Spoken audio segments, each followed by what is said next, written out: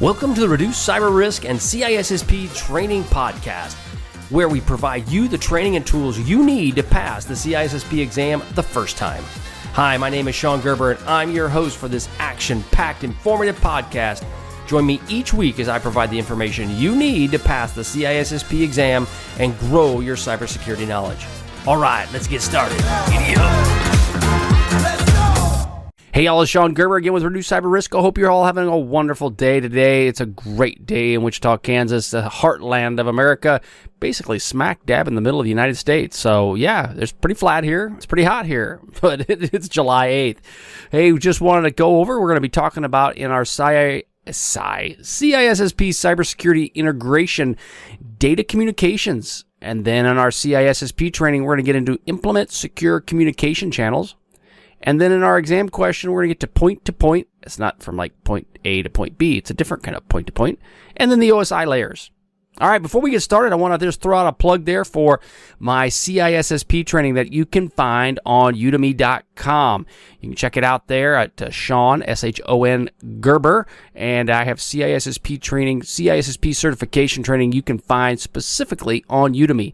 Or you can go to reducecyberrisk.com at CIS/CISSP-training. And it'll take you to the Udemy links as well. So check it out. It's a lot of great information you're going to have there. All the domain stuff that you're going to have for as it relates to the CISSP exam to properly prepare you for that exam. It's a great way to augment your training. And as you well know, Udemy has some great deals as it relates to training, especially for what I got. So some really good things. Also, all my CISSP training, the various domains will be updated on a weekly basis. Now, some domains may be updated one week and then another domain the next week, but all of my training is updated on a weekly basis. So some great things that are coming out there as far as the CISSP to help you be successful and pass the exam. Okay, so the CISSP integration, this is from the InfoSec Institute, and we're going to focus on Objective 4.3, which is implementing secure communication channels according to design.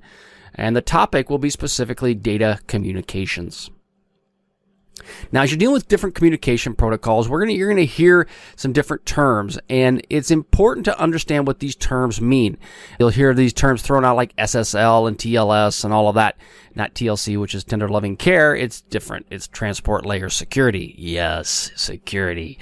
No, the SSL is secure socket layer, and what this is, it's a standard security technology to create an encrypted link. What it does is it ensures that data is passed remains private. It means specifically private to individuals, and it does not go out to anybody else. And that's the whole purpose of it, right? Is to have the SSL to protect your data and to ensure that it is private from other people looking over and stealing your information.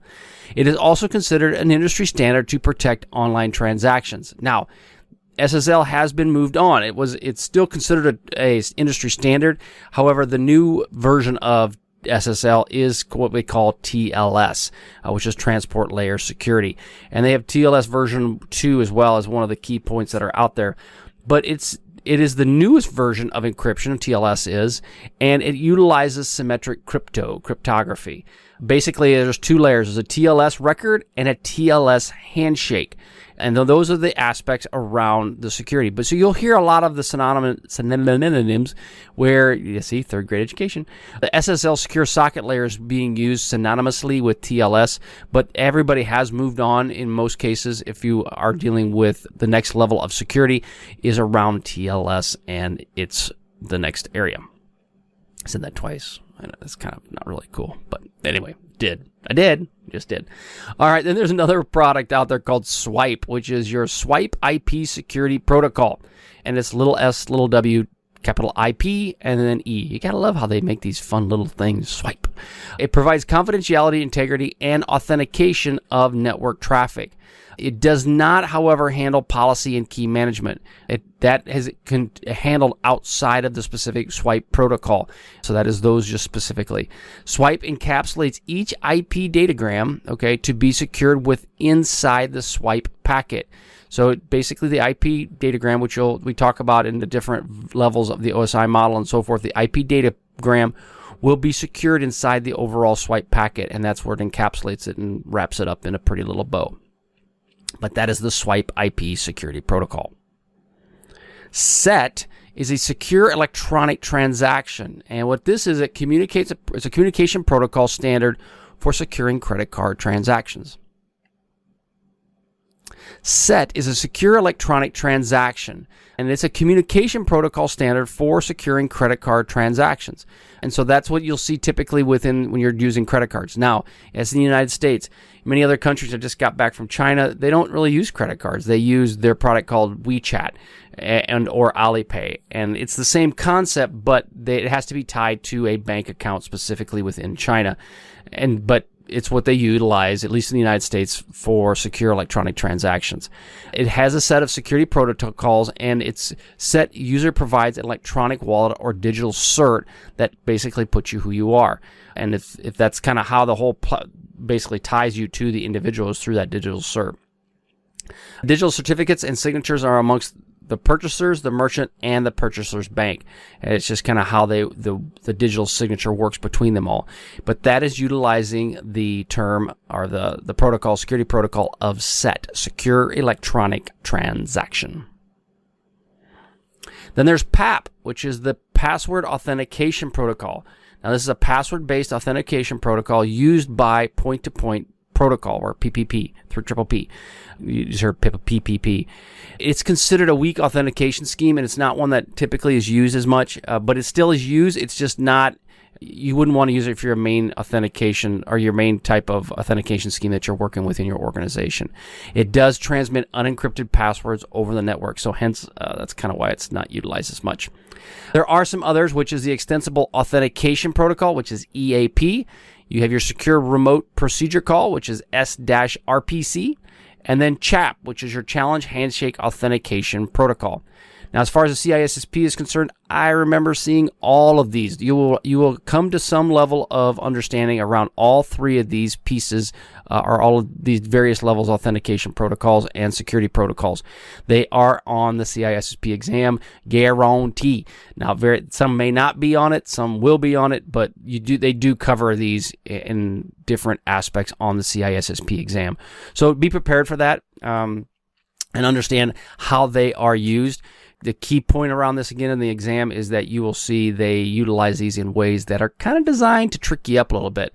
And they'll utilize the PAP aspect, and they'll say password authentication protocol is used with SET. And you go, oh yeah, PPP, or no wait, PAP, wait, SET, oh no, and you'll make a mistake. So the goal is to understand all these protocols and how they all work together. Okay, so that is what I have for the CISSP integration, and that again was from InfoSec Institute. Let's roll on to the CISSP training. Okay, in the CISSP training, we are going to focus on Objective 4.3, implement secure communication channels according to design. Okay, voice. Voice over digital is quickly becoming the standard. From Teams to Skype to you name it, voice is becoming the standard over the digital platform. But the old business of private branch exchanges, or PBXs, is going away. And that's your typical phone routing switches that are out there. Those are all going away to a product called VoIP, which is by far more flexible and secure in most cases. I mean, flexible in the fact that sometimes Skype doesn't work so well. But VoIP is a TCP/IP network connection, and it's configured to be simple to the more complex, depending upon what level of encryption and where that is protected at. Now, standard phone conversations does have encryption built into it. These do occur. However, depending upon if you want to have secure voice, like in the case of the military, there's different levels of infrastructure that needs to be put in place to ensure that the communication channel can be clear from somebody over eavesdropping and collecting the information. Now, there are some problems associated with VoIP. Caller ID can be spoofed. That is a possibility. And they are susceptible to denial of service attacks. Hence, the reason is they're on an IP network. So if they're on an IP network, they can be denied of service. They can basically they can flood gates of the network connections with nothing but garbage, and therefore your VoIP connection will go down. Man-in-the-middle issues can occur with VoIP, and the traffic that is not encrypted can be deciphered. So you can listen to these conversations. if it's not encrypted. Now, in many cases, this stuff is encrypted, but there are situations, there are protocols where it may not be. So therefore, you need to be aware that VoIP is like anything else. Now, if you do standard PBX where it's right over the wire, those can be listened to as well, but they are not susceptible to denial of service attacks unless you take out a switching environment. Then yes, then your voice, your whatever, the phone line goes down. That's it. It goes bye. Goodbye. Next is PBX fraud. What does that mean? Well, basically in the past, it used to be where they would take advantage of long-distance phone calls, and they would call this freakers. And now I say that because it's still, the reason they have it in the CISSP is because it's still a valid attack. And there still are lines out there that you can utilize from a phreaking standpoint. But it basically was designed to gain unauthorized access to phone systems, and they would rack up toll charges for other people's that would try to be utilized, your international phone calls or whatever. They would then rack up phone call charges for them. This is becoming less and less of a problem because of cell phones and that capability, but it still does exist. To limit this, you would have logical or technical controls on the network specifically to keep this, and this would roll into administrative controls that you need to have in place. You want to also avoid securing these you don't want to avoid securing these older systems. You want to look at what are some of the ways you can secure them and protect them from these type of attacks, from a PBX fraud attack. So don't just say, well, they're old, so nobody's going to mess with them. I'm not going to worry about it. That's really a bad idea. In today's world where everything's interconnected, more and more than ever, you can be vulnerable to any type of attack that may be out there. So again, PBX fraud is still existent. It still does exist, and people still do it, but it is come down quite substantially from the previous days of like Mitnick and all of them. Multimedia collaboration. What this is working on projects from a distance. So now if you are anybody in the cybersecurity space or in IT, you realize, you know what? There's all kinds of collaboration that occurs through multimedia uses. From you incorporate email, video, VoIP, you name it, it's all there from a multimedia standpoint, and everybody does it. So therefore, you must consider all of these all of these channels to secure, which becomes a very daunting task as a cybersecurity professional. You will see that this is a problem, and it's something we struggle with on a daily basis. These remote meeting concepts and capabilities, these are all something that you'll have to go through. And as you understand that from a multimedia standpoint, it is everywhere. Now, remote meetings, this allows for interacting with remote parties, which kind of comes into the collaboration space. And it's important that you be able to do this in today's world because guess what? Everybody shares it, and everybody's working remotely, and they're working from this, I can't think of that big $10 word, but from remotely separated locations. Yeah, there was probably a really cool $10 word that would work well there, but yeah, I couldn't think of it. Now, there's some key security considerations as you're dealing with this. Strong authentication, activities are logged and monitored, and open and encrypted transmissions. So those are key aspects you need to be aware of as you're dealing with remote meetings.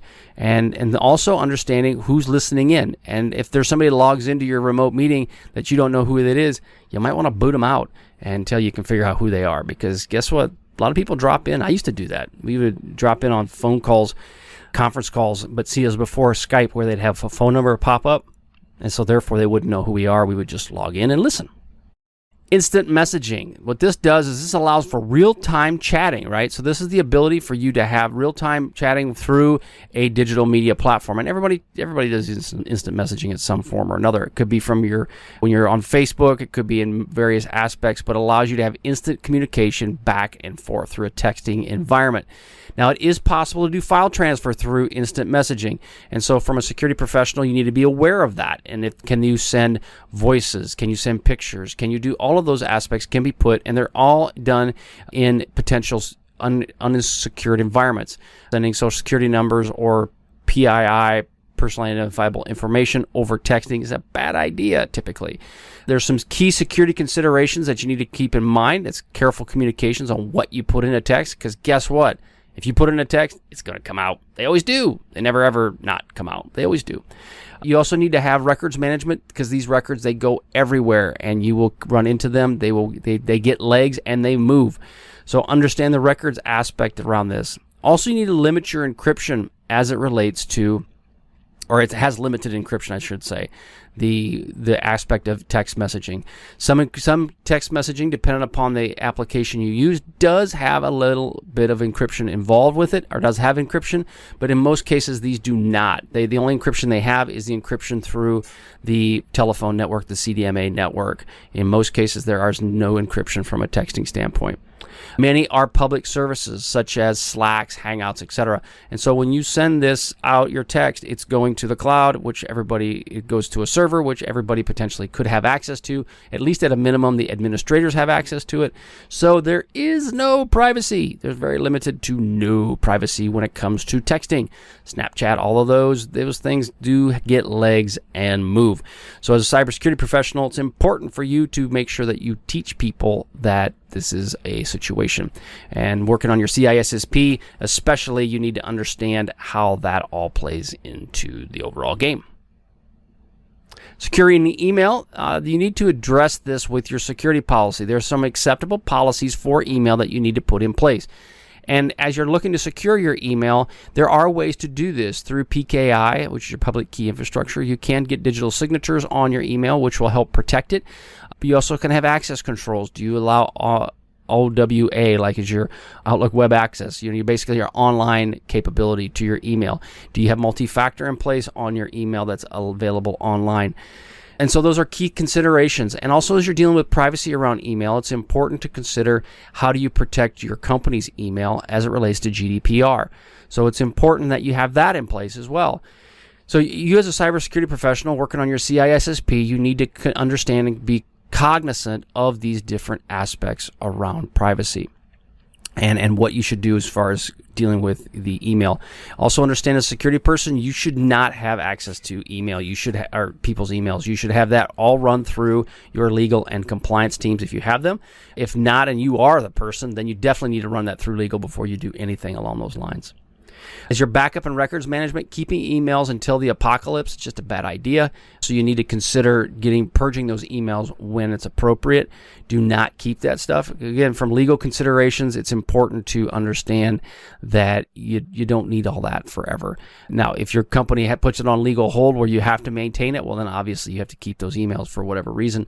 But for the most part, you need to make sure that you don't keep any more data than you absolutely have to, because storage is so cheap, everybody keeps everything.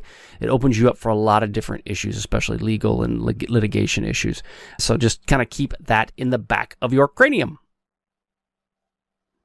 As we're looking at other email security solutions, you need to understand the Secure Multi-Purpose Internet Mail Extensions, SMIME, and Privacy Enhanced Mail, which is another term, which is PEM.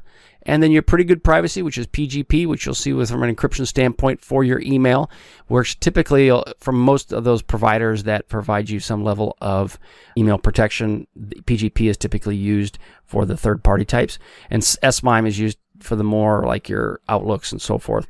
And then you have your Sender Policy Framework, which is the SPF. Those are, again, other email security solutions that you need to be aware of for the CISSP. Okay, CISSP exam questions, domain 4. All right, so in this question, we're going to be talking about point-to-point. What layer formats packets from network layer for transmission and is commonly used point-to-point protocol and the Integrated Services Digital Network, ISDN? Session layer? That's A. Data link layer? That's B.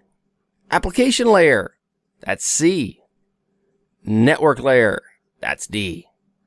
And the winner is B. The data link layer is responsible for formatting packets from the network layer to be used in the transmission of data.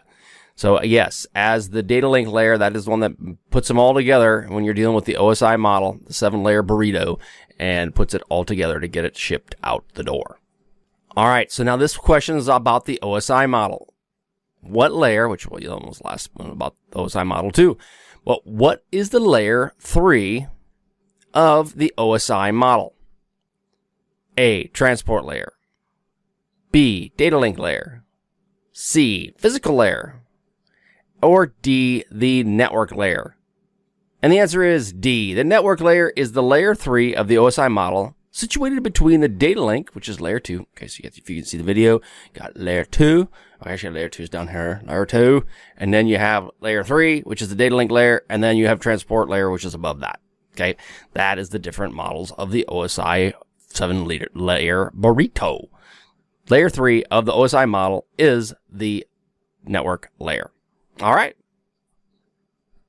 right, that's all we've got for Reduce Cyber Risk podcast today, and we are going to be moving on to, I'll see the next podcast coming out next week, but the links today with ISC Squared Training Study Guide, Quizlet, InfoSec Institute, and Wikipedia.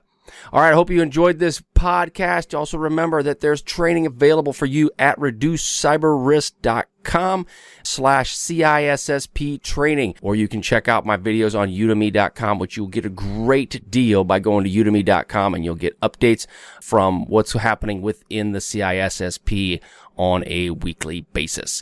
All right, have a great and wonderful week. We'll catch you on the flip side. See ya. Thanks so much for joining me today on my podcast. If you like what you heard, please leave a review on iTunes, as I would greatly appreciate your feedback. Also, check out my CISSP videos that are on YouTube. Lastly, head over to Reduce Cyber Risk and look at the cornucopia of free CISSP materials available to all my email subscribers. Thanks again for listening. See ya.